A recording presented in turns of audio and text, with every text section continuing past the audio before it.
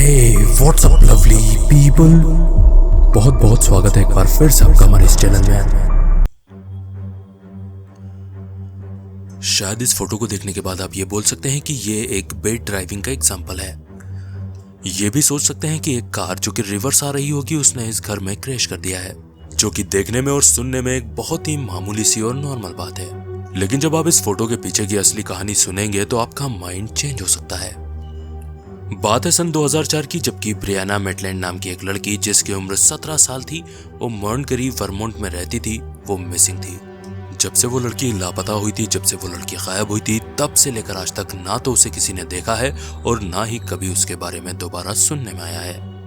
और ये जो कार हमें नजर आ रही है, ये कार उसी लड़की की है। ये 1985 की ओल्ड्समोबिल सेडान है। जिस टाइप से आप देख रहे हैं, ये कार उसी टाइप से आधी रात को वहां पर खड़ी हुई पाई गई थी और साथ में इसकी दोनों हेडलाइट्स भी चालू थी। और ये जो घर है, ये जो एरिया है, ये एक सुनसान पड़ा हुआ खेत है। यहाँ पर कोई नहीं आता जाता। इस कार में और इस कार के आसपास कोई भी ऐसा ठोस सबूत नहीं मिला था जिससे ये पता लगाया जा सके कि आखिर ब्रियाना के साथ क्या हुआ है। ब्रियाना की कार में उसका ड्राइविंग लाइसेंस और कुछ बिल्स पड़े हुए थे जो कि अनपेड थे। साथ ही साथ कार की पीछे वाली सीट से उसके कुछ कपड़े, ATM card, contact lens, migraine की टेबलेट्स, इस टाइप की चीजें भी मिली थी। उसका कुछ सामान कार के बाहर भी बिखरा हुआ था। उस बिखरे हुए सामान को देखकर ये अंदाजा लगाया गया कि या तो वो जल्दी में कार से निकलकर भागी होगी या फिर किसी ने जबरदस्ती उसको कार से खींचकर निकाला होगा। ब्रियाना जहाँ पर काम किया करती थी, ये तस्वीर उस जगह से तकरीबन 1 माइल की दूरी पर ली गई थी। जहाँ पर वो काम करती थी उस जगह का नाम है द ब्लैक लेटर्न इन, और उस मनहूस रात को उसकी शिफ्ट भी थी। उसके साथ काम करने वाले लोगों ने बताया कि ब्रियाना तकरीबन 11:20 में रात को यहाँ से निकल गई थी और वो अकेली थी, उसके साथ में कोई नहीं था। वो अपनी कार लेकर यहाँ से गई, उसके बाद हम नहीं जानते कि वो कहाँ गई। शुरुआती जांच में पुलिस ने यह भी जजमेंट लगाया कि हो सकता है कोई ड्राइवर नशे में होगा, उसने ब्रियाना की कार का एक्सीडेंट किया होगा और फिर घबराहट में ब्रियाना की बॉडी को कहीं पर फेंक कर भाग गया होगा। आपको ये भी बताना चाहूँगा कि ये जो घर है ये बिल्कुल सुनसान है और ये एरिया भी सुनसान है, इसलिए किसी ने भी नहीं देखा कि यहाँ पर एक्चुअल में क्या हुआ था। और रही बात ब्रियाना की, तो ब्रियाना अकेली रहती थी, उनके साथ में कोई नहीं रहता था, इसलिए कई दिनों तक तो ये पता ही नहीं लग पाया था कि ब्रियाना मिसिंग है, यानी कि खो चुकी है।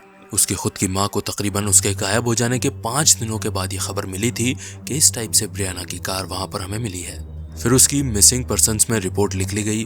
उसके बाद में पुलिस कई दिनों तक अलग अलग जजमेंट लगाती रही, अलग अलग चीज़ों पर इन्वेस्टिगेट करती रही, लेकिन कोई रिजल्ट नहीं निकल पा रहा था। पुलिस ने यह भी अंदाजा लगाया कि जिसने भी ब्रियाना को किडनैप किया है या उसका मर्डर किया है, वो 1 से ज़्यादा लोग थे। और ये भी हो सकता है कि उसकी कार इस तरीके से यहाँ पर बना के रखी हो ताकि ये ऐसा सीन क्रिएट हो जाए कि ये कोई एक्सीडेंट है, जबकि असली कहानी कुछ और भी हो सकती है। उसके बाद कई लोगों ने ब्रियाना के केस को एक दूसरे केस से लिंक करना स्टार्ट कर दिया। इस जगह से तकरीबन 90 माइल की दूरी पर एक केस 1 महीने पहले सेम हुआ था, जहां पर एक कॉलेज स्टूडेंट जिसका नाम था मोरा मुरे, वो गायब हुई थी। अगर इस केस को और थोड़ा डीप में समझें तो इस हादसे से 1 दिन पहले ब्रियाना अपनी मॉम के साथ में शॉपिंग के लिए गई हुई थी। उसकी माँ बताती है कि जब हम लोग स्टोर के अंदर थे, ब्रियाना ने अचानक से बाहर की तरफ देखा और उसने मुझसे कहा कि आप यहीं रुकिए, मैं आती हूँ। तब मैंने देखा कि ब्रियाना लौट कर ही नहीं आ रही है और जब मैं बाहर गई तो वो मुझे पार्किंग लॉट में खड़ी हुई मिली थी। उसकी माँ बताती है कि उस टाइम वो मुझे बहुत ज़्यादा डरी हुई और नर्वस नजर आ रही थी, लेकिन मेरे पूछने पर उसने मुझे कुछ नहीं बताया। उसने बस इतना ही कहा कि माँ, मुझे मेरी शिफ्ट पे जाना है, मुझे देर हो रही है। और वो आखिरी बार था जब उसकी माँ ने ब्रियाना को देखा था।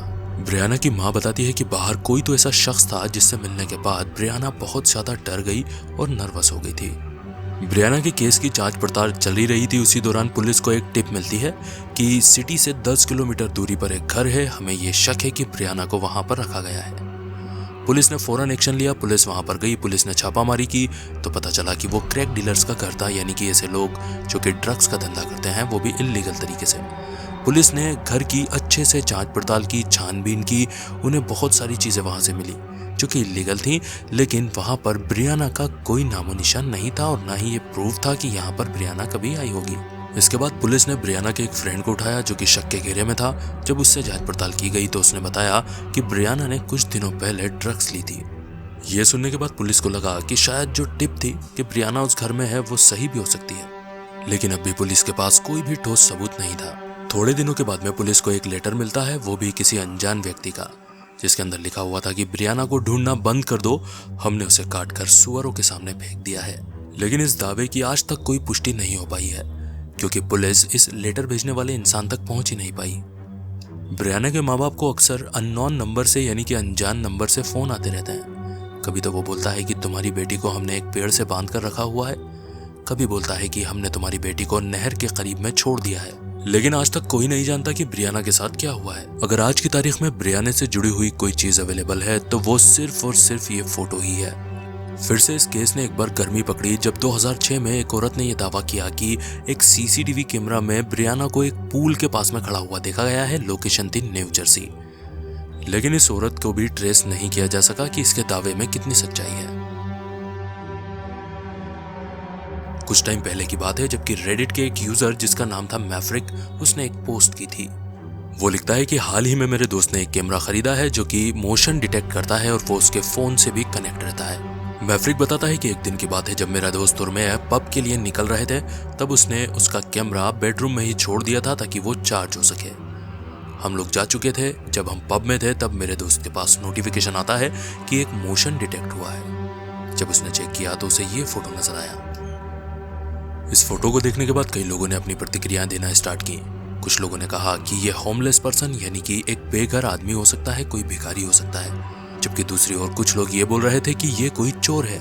मैफ्रिक बताता है कि मेरा दोस्त एक ऐसी जगह पर रहता है जहां पर दूर दूर तक कोई नहीं रहता और ना ही कभी कोई आता जाता है, तो ना तो ये होमलेस पर्सन हो सकता है और ना ही कोई चोर हो सकता है। रही बात किसी अटैकर की या दुश्मन की, तो मेरे दोस्त की किसी से कोई दुश्मनी नहीं है। कमाल की बात यह है कि घर में से कोई भी चीज गायब नहीं हुई थी और ना ही कोई चीज अपनी जगह से हिली हुई थी। इससे ये तो साबित हो जाता है कि ना तो ये कोई भिखारी था ना ही कोई चोर था। जब लोगों के पास में ये क्लेरिफिकेशन गया तो लोगों ने कहा कि फिर ये कोई भूत प्रेत का काम हो सकता है। मैफ्रिक के दोस्त ने घर में हर तरीके से छानबीन कर ली, जांच पड़ताल कर ली, लेकिन उसको कोई भी ऐसा प्रूफ नजर नहीं आया कि कोई यहाँ पर आया था। तो ये सारी चीजें इसी तरफ इशारा कर रही थी कि ये कोई पैरानॉर्मल एक्टिविटी हो सकती है। ये इस बच्ची का आखिरी फोटो है जिसका नाम था मेडिसन जेमिसन। बात है सन 2009 की, जबकि यह बच्ची अपनी माँ शर्लिन और फादर बॉबी के साथ में गायब हो चुकी है। 2009 से लेकर अब तक इसका कोई अता पता नहीं है। ये पूरा परिवार अपने घर से तकरीबन 30 मील की दूरी पर गया हुआ था। ओक्लाहोमा का ये किस्सा है जहाँ पर बताया जाता है कि ये एक नया घर खरीदना चाहते थे और तभी से उसके बाद से इनका कोई पता नहीं लग पाया है कि ये कहाँ गए। तकरीबन उनके गायब होने के 3 दिन की जांच पड़ताल के बाद पुलिस इनकी गाड़ी तक पहुंची। गाड़ी के अंदर जो सबूत पुलिस को मिले थे उससे पुलिस ने अंदाजा लगाया कि जेमसन बहुत जल्दी में होगी और भागने की कोशिश कर रही होगी। पुलिस को उनकी पिकअप गाड़ी से कार की चाबी, जीपीएस और तकरीबन $32,000 कैश के रूप में मिले थे। उनका जो फैमिली डॉग था जिसका नाम था मैसी, वो भी कार के अंदर ही था। वो बहुत ज्यादा भूखा था लेकिन अब भी वो जिंदा था। उस व्हीकल के अंदर बॉबी और शर्लिन दोनों के सेलफोन भी बरामद हुए थे। जेमसन का ये जो फोटो आप इस वक्त देख रहे हैं, ये फोटो उसके फादर बॉबी के फोन से ही मिला है। पुलिस ने इस पूरी फैमिली को ढूंढने के लिए एड़ी चोटी का जोर लगा दिया था, लेकिन इनका कोई भी नामो निशान पुलिस को नहीं मिल रहा था। और फिर 4 साल के बाद एक शिकारी को जंगल में 3 हड्डी के ढांचे दिखाई दिए, वो भी साइड बाय साइड रखे हुए थे। और बदकिस्मती से ये जेमसन फैमिली के थे। उनकी बॉडी के जो ढांचे मिले थे वो बहुत ही ज्यादा खराब हालत में थे और जिस जगह पर उनकी गाड़ी मिली थी ये जगह उससे तकरीबन 3 मील की दूरी पर थी। उनकी जो बॉडी का बचा कुचा हिस्सा था उसकी हालत इतनी खराब थी कि उसके ऊपर ऑटोप्सी भी नहीं की जा सकती थी, जिसका मतलब ये था कि ये पता लगाना मुश्किल था कि आखिर उनके साथ हुआ क्या होगा।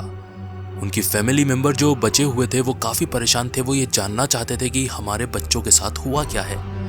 शर्लिन की जो माँ थी वो बताती है कि मुझे ऐसा अंदाजा है कि किसी रिलीजियस कल्ट ने ये करवाया है। उसकी माँ का इशारा इल्यूमिनाटी, फ्रीमेसन्स, इस टाइप के ग्रुप्स की तरफ था। उसकी माँ बताती है कि एक रिलीजियस कल्ट की नजरों में शर्लिन बहुत दिनों से थी।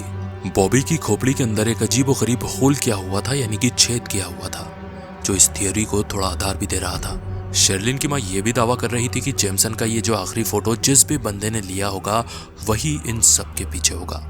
कुछ लोगों ने बताया कि आप जेमसन के जो फेशियल एक्सप्रेशन है इस फोटो के अंदर, उन्हें देखकर अंदाजा लगा सकते हैं कि वो थोड़ी डिस्कम्फर्ट नजर आ रही है, थोड़ी सी डरी हुई नजर आ रही है। लेकिन एक्चुअल रीजन क्या था ये तो कोई नहीं जानता। फैमिली के करीबी लोगों ने बताया कि 1 महीने पहले से पूरी फैमिली कुछ स्ट्रेंज बिहेवियर कर रही थी, यानी कि अजीबोगरीब व्यवहार करती हुई नजर आ रही थी।